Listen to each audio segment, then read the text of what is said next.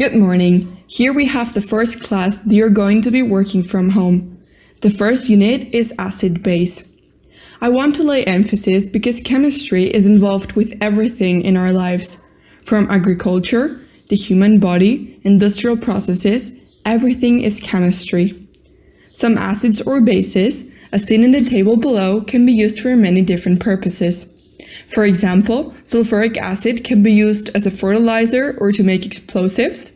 Ammonia can be used as a fertilizer as well, or in the paper production. Nitric acid can be used in metal refining. Sodium hydroxide is found in cellulose fibers. Calcium hydroxide can act as a flocculant in water treatments. We need to know that every time we see an acid, we're going to have a conjugated base. This is known as an acid-base pair, which is involved in an equilibrium. The acid is in the left, and in the right we can find the cation and conjugated base. An example is hydrogen cyanide, whose conjugated base is the cyanide. If this acid is not strong, it will always have an equilibrium between the acid species, which can also be named molecular species, and the basic species, also known as the ionic ones. This equilibrium is determined by a constant that has the product concentration in its denominator divided by the concentration of the reactives. You don't have to know the constants. They are easily found in charts and they are usually given to us at 25 degrees Celsius, which is the temperature that we work with in aqueous solutions. We also need to learn about the acid dissociation constant, also known as Ka. If we take the logarithm of Ka with an opposite sign, we get the pKa, which is a positive number. Minus the concentration of H+ is the pH. We are going to write the acid equilibria. That is, in the right of the equation, we are always going to have the H+ and something else. What happens if we have, let's say, ammonia? In this case, we have to think of the conjugated acid of ammonia. Therefore, in the left, we're going to write the ammonium cation, and in the right, we're going to write its conjugated base, which is ammonia. The acidity constant and pKa are also defined. There are two main types of acids and bases, strong and weak ones. The strong acids or bases are substances that dissociate totally when they are in aqueous solution. Here we have an example of a general strong acid, Ha, that dissociates in contact with water to give hydrogen cations or protons and the anion of that specific acid. Here we will use A- to refer to this general anion. This total dissociation means that in equilibrium there is no concentration of the acid Ha. It has all been converted into the two ions. The initial concentration of the acid is the same as the hydrogen cation concentration in equilibrium, and the pH is minus the logarithm of the concentration of H+ in the equilibrium. If we want to know the pH of a strong base, we should write the dissociation reaction, where the base in contact with water generates hydroxide anions and the specific cation here, B+. The concentration of hydroxide is known directly, as in the previous case, and with it we can calculate pOH, minus the logarithm of the concentration of hydroxide ions.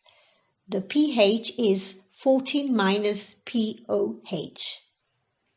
Now let's see the weak acids and bases. Here, the dissociation is not total, therefore we have an equilibrium. If we want to know the concentration of the different species in the solution, we should then define mass and charge balances and use the logarithmic diagram to find the species that can be dismissed, neglected from the equations to simplify calculations. However, If we only want to find the pH of these weak acids bases, we can directly use the diagram to find it graphically.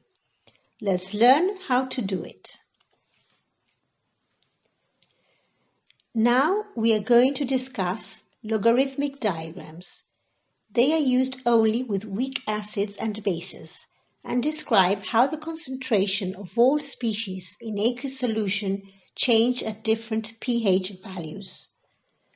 As we are in aqueous solution, the two species that are always present due to the dissociation of water are hydrogen cations, also called protons, and the hydroxide anions. These diagrams plot the logarithm of the concentration of the different species against the pH. The logarithmic concentration scale runs -14 to 0, which corresponds to a concentration in the range from 10 to the -14 to 1 mole per liter. The pH scale goes from 0 to 14. Let's draw the different species in the diagram. The hydrogen cation is represented by a B sector of the square. With this line, we can know the concentration of this hydrogen cation in the solution as a given pH, as well as knowing the pH of the solution that contains certain concentration of this ion. For example, at pH equals 10, the logarithm of the concentration of hydrogen cations is -10, which is a concentration of 10 to the -10 molar. On the other hand, the hydroxide anion is represented by the opposite bisector. Now let's see an example of an acid.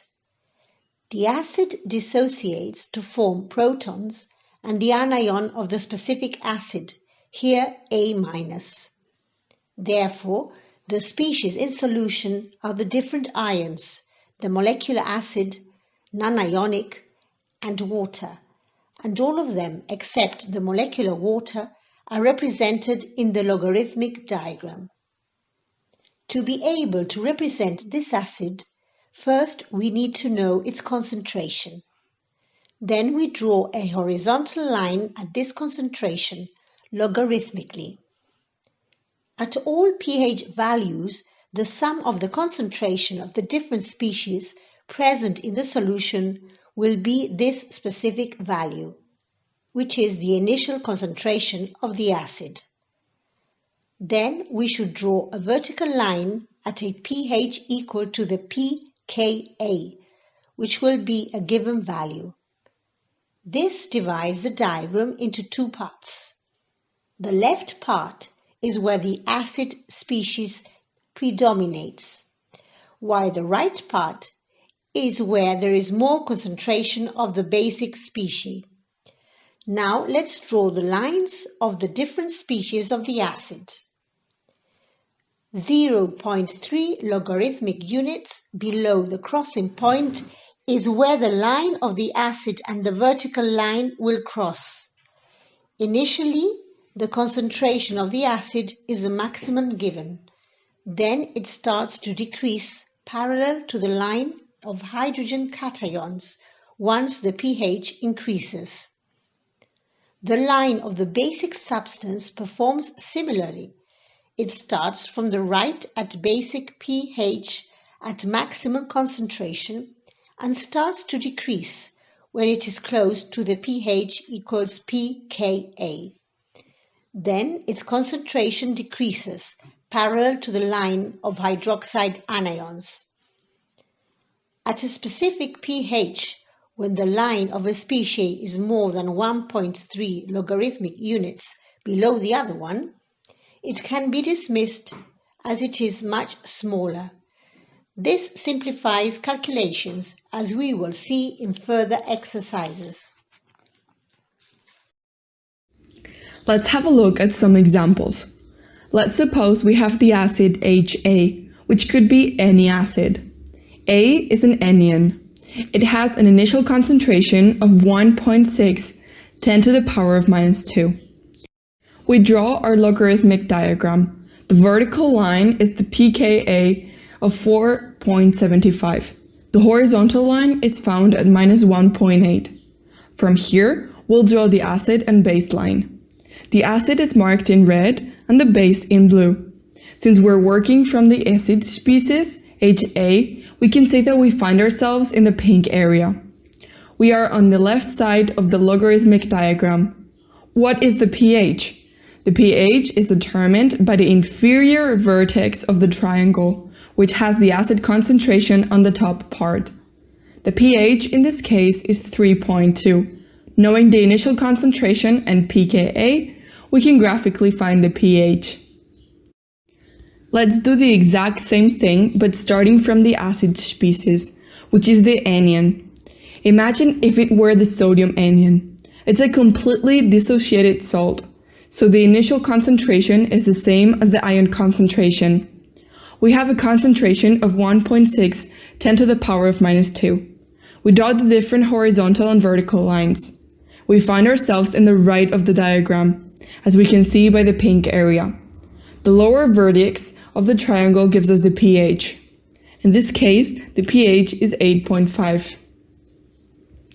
What would happen if we had a diprotic acid? Imagine this general diprotic acid H2A. Remember, diprotic means it can lose two hydrogen cations or protons into the medium. The exercise tells us the pKa1 is 4 and the pKa2 is 9, and the initial concentration of the acid is 10 to the -2, that is 0.01 molar. The logarithmic diagram is set up with this concentration, and we should search in what part of the diagram we are working. It is the left part, and we should focus on the triangle formed by the concentration of the acid we are given and the two other lines that delimited it. The lower vertex of the formed triangle is the point we should use to know the pH. In this case, it is pH equals 3.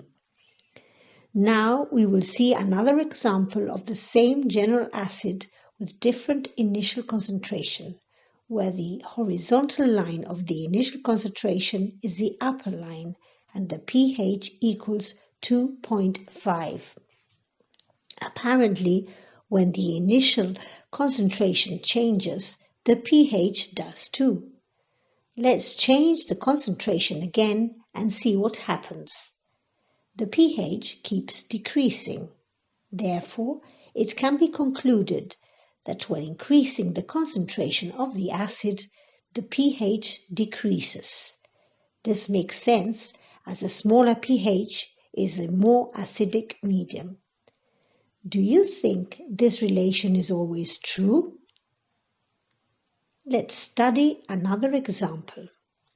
Now, instead of having an initial concentration of a general acid, they give us a concentration of a salt derived from the same acid, the salt BHA, where B plus is the cation and the HA minus the anion of the diprotic acid seen before.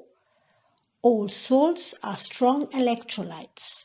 This means they will dissociate totally in aqueous solution to form the ions. There will be no equilibrium.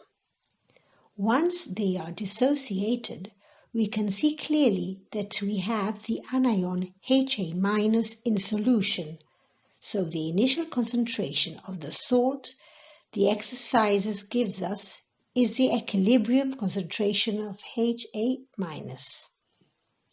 With this, we can search the pH in the logarithmic diagram as if we had started with this concentration of the intermediate species. When an acid is diprotic and has 3 species, the middle one, which can both gain or lose a proton, is called an amphoteric species. The pH will be found with the lower vertex of the triangle that form this central part, where the concentration of HA- is maximum. In this case, the pH is 6.5. If we repeat the process with different initial concentrations of salt and therefore of the amphoteric anion, we can see that the pH is the same, 6.5.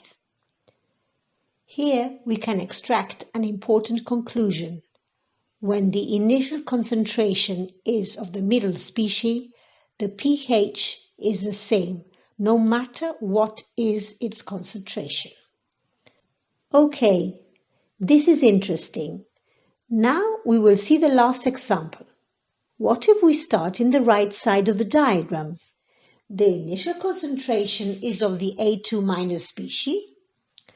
This will happen if the exercise gives us a concentration of a salt like B2A, where the B cation is bonded to the most basic species of the weak acid equilibrium, A2. The species that has lost all its protons can only gain them. Remember the definition of acids and bases? Bases gain, catch protons, while acids give them. So, we were saying we have this salt. So we are in the right triangle of the diagram at the concentration 0.01 molar of salt and therefore of A2- anion, and the pH is 10.5. What if we increase the concentration? The diagram changes in this right triangle part and the pH increases.